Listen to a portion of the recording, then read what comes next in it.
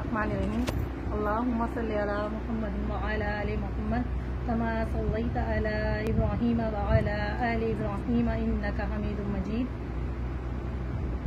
ये मेरे पाँव का जख्म है। शब बारात में पाँव मेरा जल गया था हलवा बनाते हुए।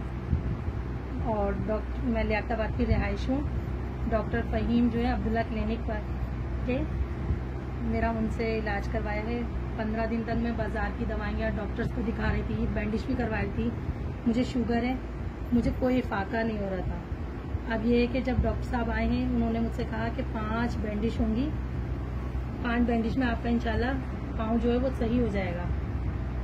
आज अल्लाह का शुक्र है 4थी बैंडेज है और मेरे पाँव पे काल भी आ गई है। और मैं तकरीबन 1 किलोमीटर मेरा घर यहाँ से दूर है, मैं पैदल चलकर आई हूँ। एहसान है उस रब का कि मेरे पैर में बहुत फ़ायदा है और इससे खाल भी आ गई है, काफ़ी ज़ख्म भी बेहतर हो गया है।